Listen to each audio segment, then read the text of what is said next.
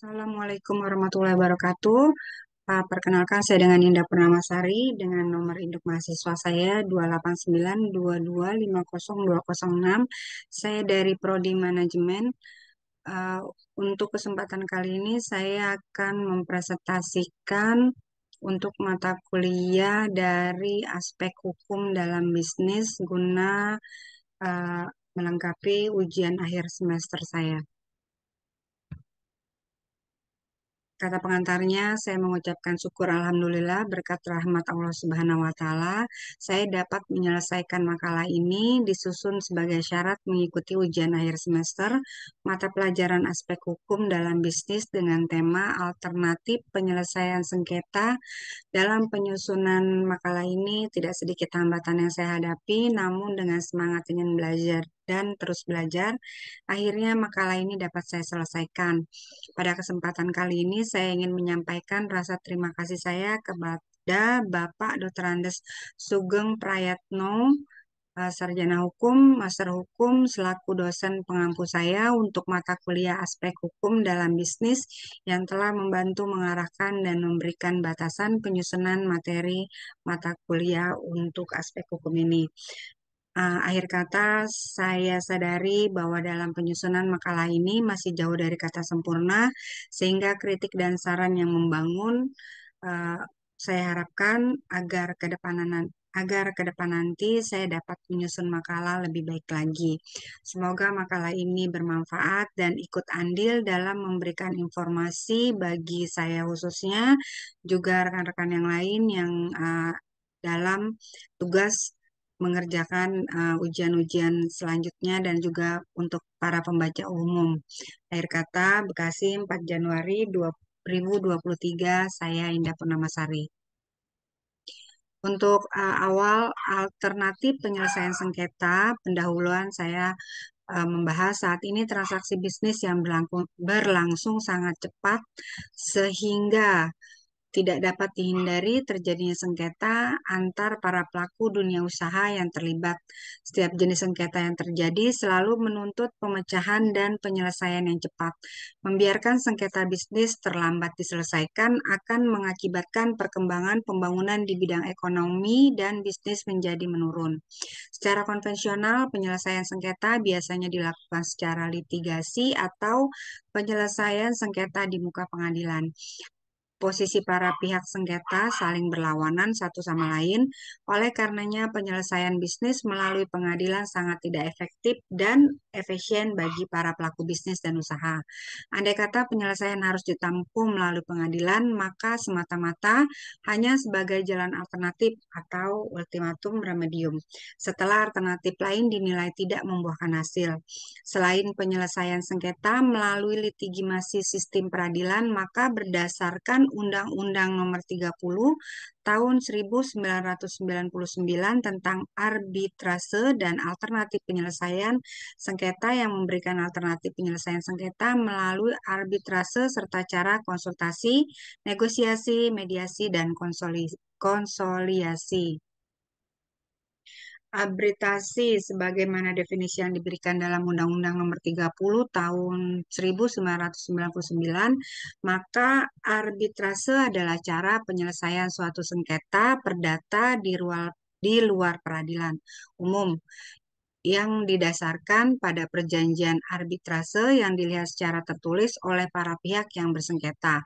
Arbitrase terjadi karena adanya kehendak dari para pihak untuk menyelesaikan setiap perbedaan pendapat, perselisihan maupun sengketa yang terjadi di antara mereka melalui lembaga arbitrase di luar lembaga peradilan yang dibuat secara tertulis dalam suatu klausul. Arbitrase sendiri dalam perjanjian pokok sebelum perselisihan atau sengketa lahir maupun dalam berbentuk perjanjian arbitrase tersendiri setelah sengketa timbul. Jalannya pemeriksaan dalam arbitrase tidak jauh berbeda dengan jalannya proses pemeriksaan perkara dalam peradilan pada umumnya yang meliputi antara lain pihak yang digunakan, bahasa yang dipakai, sistem pembuktian yang diterapkan, hak hak para pihak dalam proses pemeriksaan, serta alur jalannya pemeriksaan yang dimulai dari sejak permohonan untuk pemeriksaan sengketa diajukan hingga dijatuhkan suatu putusan tingkat akhir yang mengikat para pihak yang meminta penyelesaian perselisihan melalui lembaga arbitrase. Penyelesaian sengketa melalui arbitrase dapat dilakukan dengan menggunakan lembaga arbitrase nasional atau internasional berdasarkan kesepakatan para pihak. Masing-masing lembaga arbitrase yang ditunjuk akan menangani sengketa sesuai dengan peraturan dan ketentuan hukum acaranya. Oleh karenanya, ketentuan arbitrase dalam Undang-Undang Nomor 30 Tahun 1999 hanya berfungsi jika para pihak tidak menunjuk sebuah lembaga arbitrase tertentu. Untuk menghindari permasalahan yang timbul di kemudian hari yang terkait dengan proses persidangan dan pelaksanaan putusan arbitrase, maka dalam menyusun klausul arbitrase perlu diperhatikan beberapa hal, yaitu pilihan umum. Sebaiknya dalam klausul pilihan hukum, terutama untuk kontrak internasional, disebutkan secara jelas dan tertulis hukum mana yang akan berlaku atas perjanjian tersebut. Ketentuan escrow, oleh karena biaya untuk melaksanakan putusan arbitrase internasional sangat besar, maka para pihak sebaiknya perlu memastikan pembayaran tersebut dengan mewajibkan pembentukan dana escrow yang disimpan pada pihak ketiga, misalnya pada arbitrase institusi seperti BANI atau Badan Arbitrase Nasional Indonesia atau CC, eh, atau ICC, International Chamber of Commerce. Tiga, tempat arbitrase. Tempat arbitrase seharusnya ditentukan pada satu kata untuk arbitrase internasional agar lokasi dari negara yang termasuk dalam negara penandatanganan Konvensi New York dan bahasa yang digunakan dalam proses.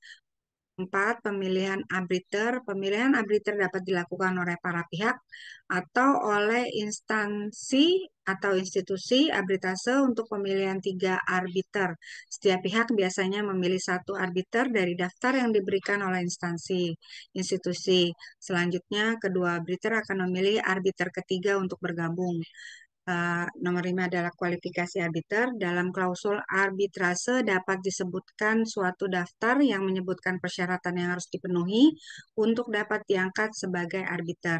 Misalnya, harus saling menguasai teknologi tinggi yang terkait dengan hak atas kekayaan intelektual. Pengumpulan bukti, para pihak diperkenankan untuk menentukan tindakan yang dapat dilakukan oleh pengumpulan bukti-bukti, namun demikian sebaiknya klausul membatasi waktu yang diberikan agar tidak berlarut-larut. Ganti kerugian, para pihak dapat memilih atau membatasi bentuk dan jumlah kerugian untuk diputuskan melalui arbitrase. Selanjutnya, kualitas arbitrase tergantung sepenuhnya pada kualitas para arbiternya. Eh, Apakah proses pemeriksaan arbitrase akan berjalan dengan lancar? Apakah pertimbangan yang diberikan berbobot? Apakah putusan yang dihasilkan memenuhi rasa keadilan sehingga dapat diterima oleh para pihak? Semua itu tergantung pada kemampuan para arbiternya. Pada dasarnya, setiap orang dapat menjadi arbiter sepanjang orang itu memiliki keahlian tertentu yang dapat digunakan untuk menyelesaikan sengketa. Oleh karenanya, arbiter itu belum tentu seorang ahli hukum, bisa saja arbiter tersebut ahli di bidang yang lainnya. Menurut pasal 12 Undang-Undang Nomor 30 Tahun 1999, seorang arbiter adalah mereka yang memenuhi syarat sebagai berikut. 1. Cakap melakukan tindakan hukum. 2. Berumur paling rendah 35 tahun. 3. Tidak mempunyai hubungan keluarga sedarah atau semenda sampai dengan derajat kedua dengan salah satu pihak yang bersengketa. 4. Tidak mempunyai kepentingan finansial atau kepentingan lain atas putusan arbitrase. 5. Memiliki pengalaman serta menguasai secara aktif bidangnya paling sedikit 15 tahun. Pada umumnya, para pihak yang bersengketa menetapkan batas waktu yang diberikan arbiter untuk mencapai suatu putusan tersebut merupakan putusan yang mengikat kedua belah pihak. Menurut ketentuan undang-undang, maka pemeriksaan atas sengketa yang diselesaikan dalam jangka waktu paling lama 180 hari sejak majelis arbiter terbentuk yang dapat diperpanjang atas persetujuan para pihak. Dalam hal sengketa komersial, putusan arbitrase hanya mengikat para pihak yang terlibat secara langsung dalam proses arbitrase. Dan pihak ketiga yang memang mempunyai tuntutan dalam pasal 30 Undang-Undang Nomor 30 Tahun 1999 disebutkan bahwa pihak ketiga di luar perjanjian arbitrase dapat ikut menggabungkan diri dalam proses arbitrase apabila terdapat unsur kepentingan yang terkait serta keikutsertaannya disetujui oleh para pihak yang bersengketa dan disetujui oleh majelis arbitrase yang memeriksa sengketa tersebut. Pada umumnya, para pihak yang bersengketa menetapkan batas waktu yang diberikan kepada para arbiter untuk mencapai suatu putusan. Putusan tersebut merupakan suatu putusan yang mengikat para pihak menurut ketentuan undang-undang.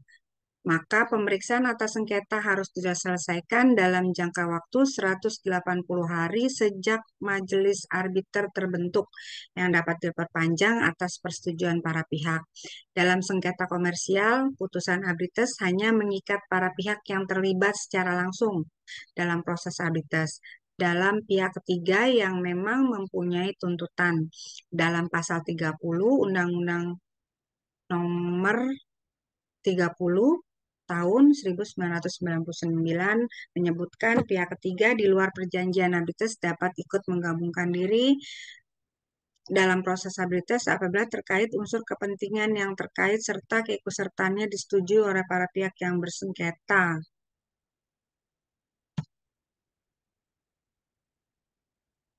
Eh, Sengketa putusan arbitrase memuat hal-hal sebagai berikut: nama dan tempat tinggal para pihak, uraian masing-masing pendirian atau dalil, dan pertimbangan serta alasan dan amar putusannya.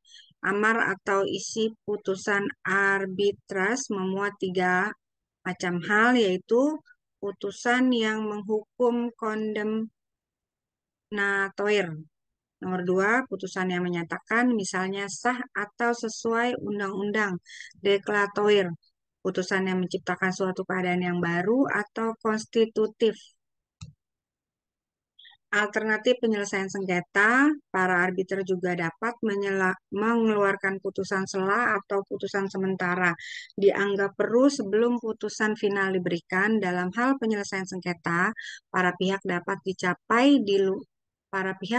mencapai di luar proses arbitrase, maka mereka dapat meminta agar para arbiter mencantumkan penyelesaian tersebut dalam suatu putusan arbitrase. Selanjutnya, putusan arbitrase harus disampaikan kepada pihak yang bersengketa dan tidak boleh diumumkan oleh para arbiter kecuali dengan izin para pihak. Pelaksanaan keputusan arbitrase harus dilaksanakan dengan benar sesuai dengan substansi putusannya. Penyimpanan atas hal ini dapat mengakibatkan pelaksanaannya batal demi hukum. Yang menjadi pertanyaan penting adalah apakah keputusan arbitrase dapat diakui dan dieksekusi di suatu negara. Hal ini sangat penting untuk memberikan suatu kepastian hukum dalam dunia bisnis, karena apabila putusan arbitrase yang diberikan di suatu negara lain tidak diakui dan tidak dapat dilaksanakan, maka penyelesaian sengketa bisnis melalui arbitrase akan sia-sia dan tidak ada manfaatnya. Alternatif penyelesaian sengketa menurut pasal 70 Undang-Undang Nomor 30 Tahun 1999 menyatakan bahwa terhadap putusan arbitrase, para pihak dapat mengajukan permohonan pembatalan jika putusan tersebut diduga mengandung unsur-unsur antara lain sebagai berikut. Surat atau dokumen yang diajukan dalam pemeriksaan setelah putusan dijatuhkan diakui palsu atau dinyatakan palsu. Setelah putusan diambil, ditentukan dokumen yang bersifat menentukan yang disembunyikan oleh pihak lawan atau putusan diambil dari hasil tipu muslihat yang dilakukan oleh salah satu pihak dalam pemeriksaan sengketa. Dalam ketentuan undang-undang disebutkan antara lain sebagai alasan yang dapat membatalkan putusan arbitrase adalah di dalam praktek hal tersebut dimanfaatkan oleh para advokat dan hakim sebagai celah untuk mencari alasan tambahan bagi pembatalan putusan arbitras. Misalnya, alasan bahwa putusan arbitras tersebut bertentangan dengan ketentuan umum sebagai upaya menolak pelaksanaan keputusan arbitras. Pasal 71 Undang-Undang Nomor 30 Tahun 1999 menyebutkan cara mengajukan pembatalan atas putusan arbitras, yaitu permohonan pembatalan putusan arbitrase harus diajukan kepada Ketua Pengadilan Negeri dalam waktu paling lama 30 hari terhitung hari penyerahan dan pendaftaran putusan arbitras kepada panitera pengadilan negeri. Kemudian Ketua Pengadilan Negeri menjatuhkan putusan atas permohonan pembatalan dalam waktu paling lama 30 hari. Terhadap putusan pengadilan negeri tersebut dapat diajukan permohonan banding ke Mahkamah Agung yang memutus dalam waktu paling lama 30 hari yang sejak diterimanya permohonan banding. Putusan atas permohonan banding dijatuhkan oleh Mahkamah Agung dalam tingkat pertama dan terakhir. Khusus untuk pembatalan putusan arbitras internasional, maka pengadilan yang berwenang memutus permohonan tersebut di mana negara tersebut dijatuhkan. Dalam hal ini, negara dengan yurisdiksi utama memiliki kewenangan membatalkan putusan arbitras internasional. Oleh karenanya, pengadilan di negara tempat putusan arbitras tersebut dijatuhkan merupakan pengadilan dengan yurisdiksi utama. Mediasi dan negosiasi. Mediasi dapat diidentikan sebagai suatu intervensi terhadap proses negosiasi yang dilakukan oleh pihak ketiga yang netral dan tidak memihak. Sebagai pihak yang netral, maka mediatur akan memimpin dialog antara pihak yang bersengketa dan pihak sebagai penengah untuk memfasilitasi agar dapat tercapai suatu kesepakatan sebagai upaya penyelesaian sengketa. Mediator mengarahkan jalannya negosiasi, tetapi tidak mempunyai kewenangan untuk membuat keputusan atas masalah yang menjadi pokok sengketa. Undang-Undang Nomor 30 Tahun 1999 menyebutkan bahwa mediasi adalah merupakan kelanjutan negosiasi dan dilaksanakan jika proses negosiasi telah gagal. Para pihak tidak mampu menyelesaikan sengketa sendiri dan akan menggunakan jasa pihak ketiga yang bersikap netral untuk membantu mencapai kesepakatan. Penyelesaian sengketa atau beda pendapat melalui alternatif penyelesaian sengketa diselesaikan dalam pertemuan langsung atau bernegosiasi oleh para pihak dalam kurun waktu 14 hari yang hasilnya dituangkan dalam suatu kesepakatan tertulis. Dalam hal sengketa atau beda pendapat tidak dapat diselesaikan, maka atas kesepakatan tertulis para pihak yang bersengketa atau beda pendapat dapat meminta bantuan hukum, bantuan seorang penasehat ataupun ahli untuk menjadi mediator. Jelas bahwa mediator yang telah disepakati oleh pihak yang bersengketa bertindak sebagai fasilitator yang membantu para pihak mencari jalan keluar yang saling menguntungkan. Keberhasilan suatu negosiasi tergantung dari negosiator langsung atas nama pribadi atau ia bertindak sebagai wakil atau penerima kuasa. Apabila negosiator adalah pihak yang bersengketa sendiri, maka para pihak dapat mengambil keputusan lebih cepat karena tidak perlu lagi konsultasi dengan pihak lain. Sedangkan kelemahannya adalah tidak adanya kesempatan untuk mengulur waktu atau mundur karena posisinya mereka langsung bertatap muka. Akibat dari kegagalan negosiasi secara langsung jelas akan memperburuk proses penyelesaian sengketa. Sebaiknya dengan kondisi negosiator sebagai wakil atau kuasa, walaupun keputusan menjadi lebih lambat, namun apabila negosiasi mengalami kebuntuan, masih terbuka kesempatan untuk menawarkan negosiasi dengan cara lain. Selanjutnya dalam proses mediasi, maka sebagai pihak netral yang melayani kedua belah pihak, mediator berperan melakukan interaksi dengan para pihak yang pada akhirnya akan fokus pada penyelesaian sengketa. Beberapa keuntungan penyelesaian melalui mediasi, satu, dibandingkan dengan penyelesaian sengketa melalui pengadilan atau arbitrase, maka mediasi akan lebih cepat dan relatif murah. Dua, mediasi hanya memperhatikan hak hukum dari para pihak, tetapi juga memfokuskan kepentingan para pihak secara nyata pada kebutuhan emosi dan psikologis. Mediasi memberi kesempatan untuk berpartisipasi secara langsung dan menyelesaikan perselisihan. Para pihak diberi kemampuan untuk melakukan kontrol terhadap proses dan hasilnya. Mediasi dapat mengubah hasil dengan suatu kepastian melalui konsensus. Dengan mediasi, maka akan membuat saling pengertian karena mereka sendiri yang memutuskan.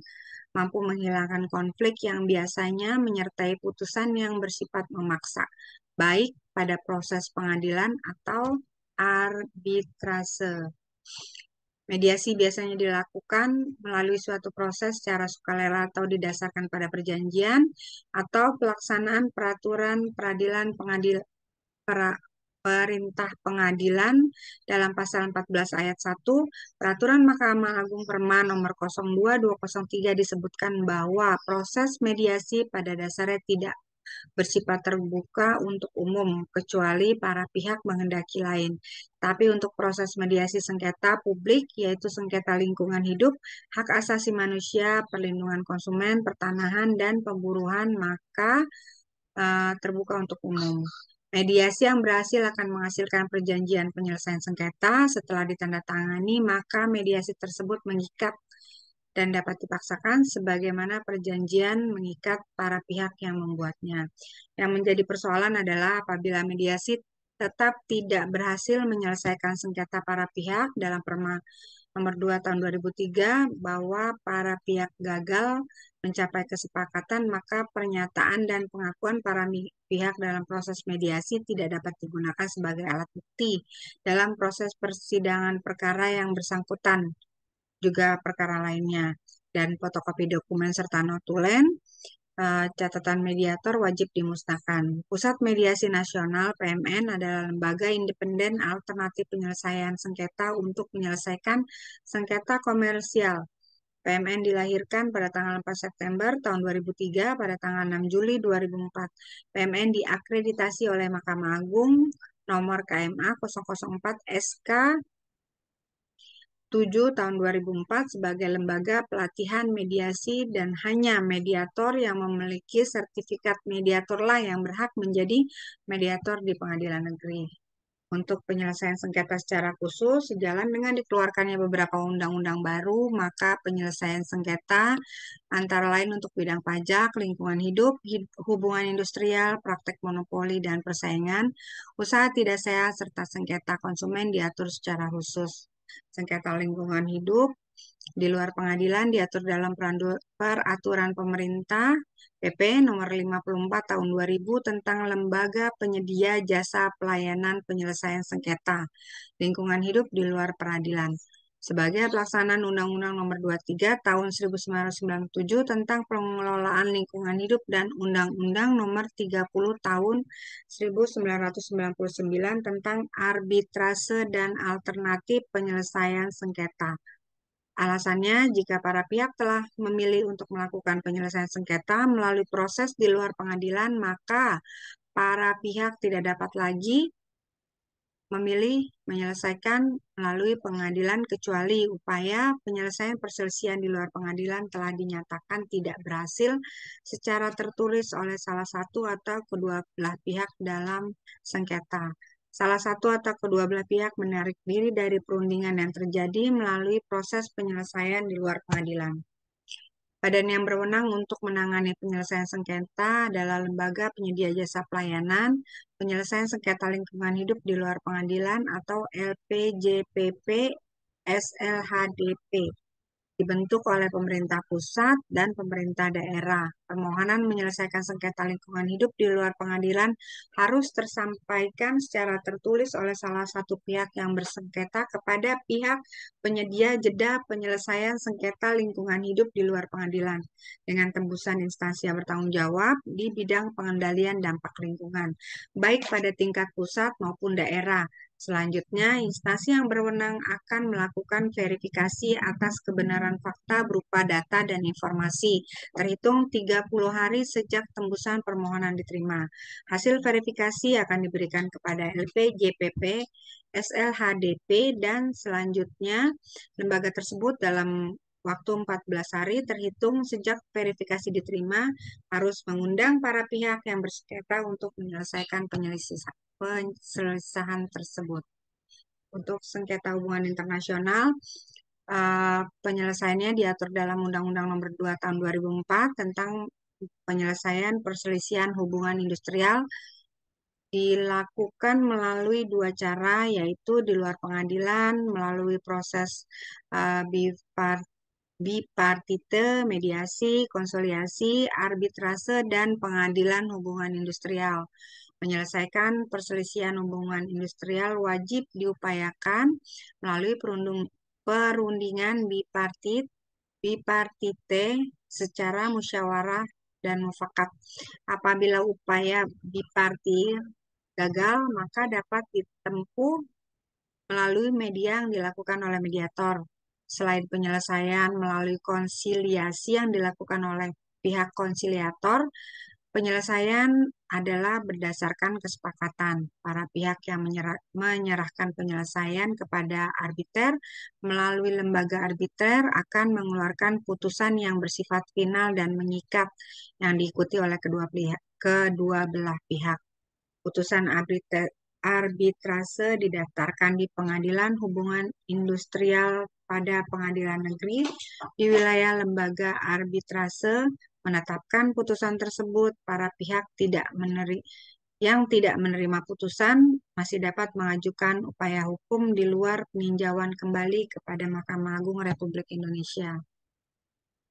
Selanjutnya, sebagai pihak alternatif, penyelesaian sengketa melalui Pengadilan Hubungan Internasional terdapat pada pengadilan negeri, bertugas serta berwenang memeriksa, memutuskan mengenai perselisihan hak, perselisihan kepentingan, perselisihan pemutusan hubungan kerja, perselisihan antar serikat pekerja, buruh dalam satu perusahaan. Terhadap perselisihan hak dan pemutusan hubungan kerja dapat dilakukan upaya hukum kasasi ke Mahkamah Agung Republik Indonesia. Sengketa persaingan usaha, terjadinya praktek monopoli atau persaingan usaha yang tidak sehat diatur dalam Undang-Undang Nomor 5 Tahun 1999 tentang larangan praktek monopoli dan persaingan usaha tidak sehat. Dan penyelesaian sengketa tersebut dilakukan oleh Komisi Pengawas Persaingan Usaha (KPPU). Pelaku usaha atau pihak lain yang diperiksa oleh KPPU wajib menyerahkan alat bukti yang diperlukan dalam penyelidikan atau pemeriksaan.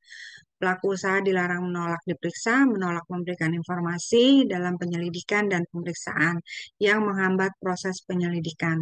Putusan KPPU dibacakan dalam suatu sidang yang dinyatakan terbuka untuk umum, segera diberitahukan kepada pelaku usaha.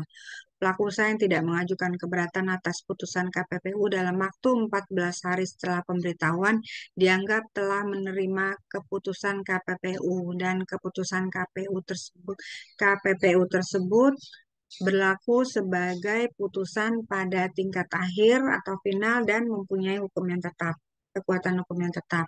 Sedangkan pelaku usaha yang tidak menerima putusan KPPU dapat mengajukan keberatan kepada pengadilan selambat-lambatnya 14 hari setelah pemberitahuan keputusan tersebut diterima. Selanjutnya, jika terdapat keberatan atas putusan pengadilan negeri, maka pihak yang berkeberatan dapat mengajukan kasasi kepada Mahkamah Agung Republik Indonesia dalam waktu 14 hari terhitung sejak putusan dijatuhkan. Mahkamah Agung harus memberikan putusan dalam waktu 30 hari sejak permohonan kasasi diterima. Untuk sengketa konsumen dalam Undang-Undang Nomor 8 Tahun 1999 tentang Perlindungan Konsumen (UUPK), maka lembaga khusus yang dibentuk untuk menyelesaikan sengketa atau perselisihan antara konsumen dan pelaku usaha adalah Badan Penyelesaian Sengketa Konsumen atau biasa disebut dengan BPSK.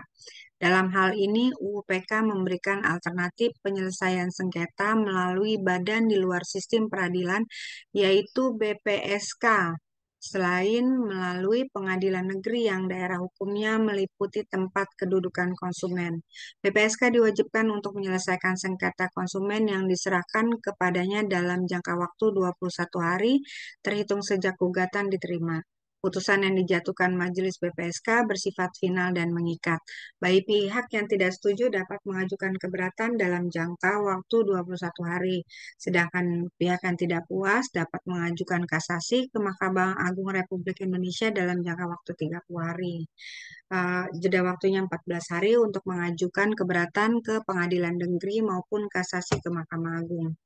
Penyelesaian sengketa bisnis melalui peradilan umum, hampir semua kegiatan bisnis tidak lepas dari masalah hukum, khususnya hukum perjanjian. Hal ini terjadi apabila wan prestasi atau ingkar janji atas suatu perjanjian. Maka salah satu cara penyelesaian yang dapat ditempuh adalah dengan melakukan gugatan perdata melalui pengadilan. Selain alasan wan prestasi, maka gugatan dapat dilakukan oleh satu atau beberapa pihak karena alasan perbuatan melawan hukum yang tercantum dalam pasal 1365 KUH Kitab Hukum Kitab KUH Perdata.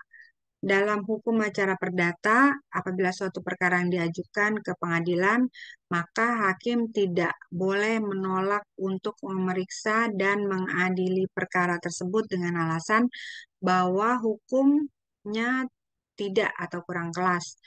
Kalau sekiranya hakimnya tidak menemukan hukum tertulis, maka ia wajib menggali, mengikuti, dan memahami nilai-nilai hukum yang hidup di dalam masyarakat.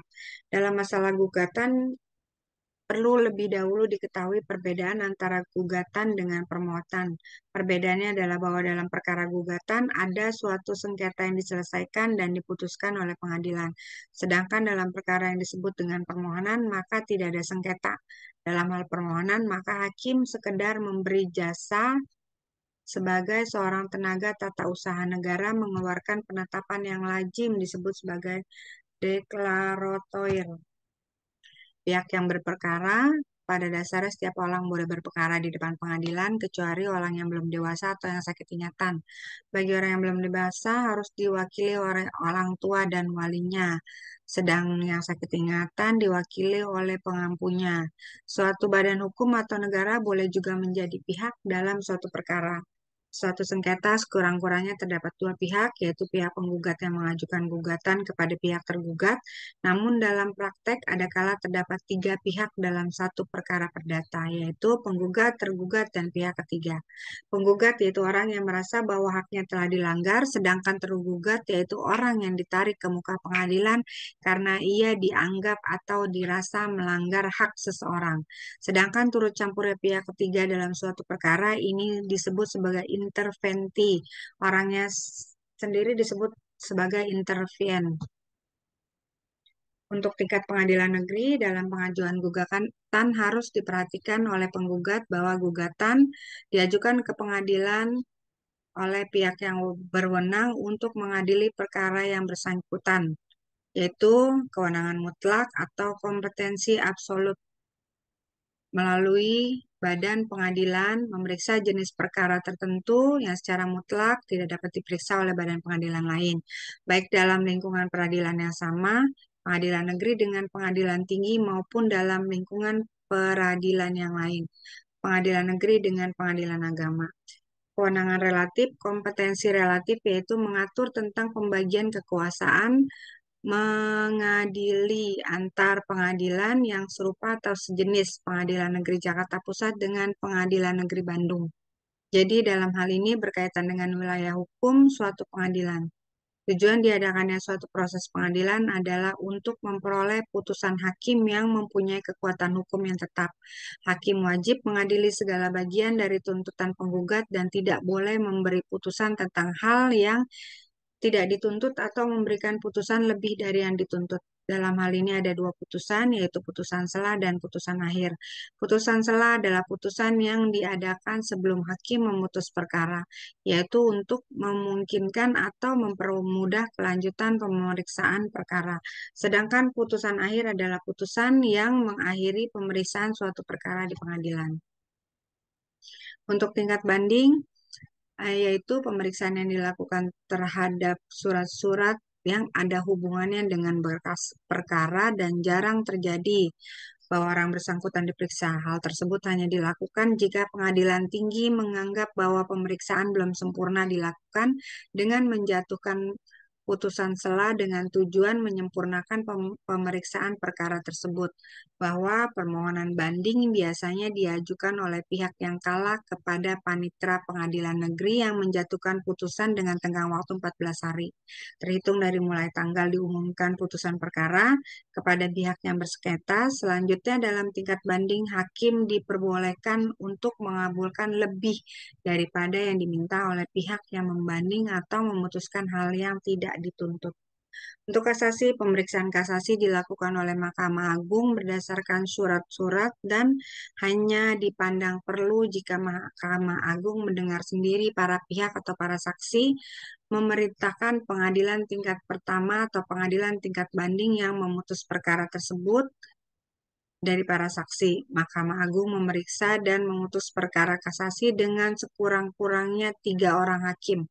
Putusan Mahkamah Agung diucapkan dalam sidang terbuka untuk umum.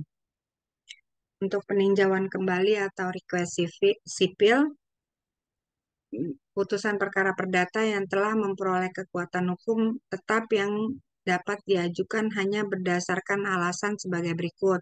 Apabila putusan yang didasarkan pada suatu kebohongan atau tipu muslihat pihak lawan yang diketahui setelah perkaranya diputus atau didasarkan pada bukti yang kemudian hari oleh hakim pidana dinyatakan palsu.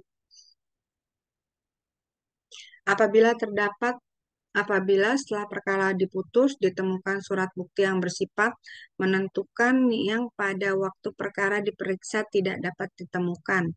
Apabila telah dikabulkan suatu hal yang dituntut atau lebih daripada yang dituntut, apabila mengenal suatu bagian dari tuntutan belum diputus tanpa dipertimbangkan sebab-sebabnya. Apabila di antara pihak yang sama mengenai suatu soal yang sama atas dasar yang sama oleh pengadilan yang sama tingkatnya, diberikan putusan yang bertentangan dengan yang lain. Apabila dalam suatu putusan terdapat suatu kehilafan hakim atau suatu kekeliruan yang nyata. Peninjauan kembali dapat diajukan hanya 1 kali dan pemohon peninjauan kembali tersebut tidak menangguhkan atau menghentikan pelaksanaan putusan pengadilan. Demikian presentasi saya untuk mata kuliah aspek hukum dalam bisnis. Apabila ada kekurangan, saya mohon maaf yang sebesar-besarnya. Akhir kata, wassalamualaikum warahmatullahi wabarakatuh.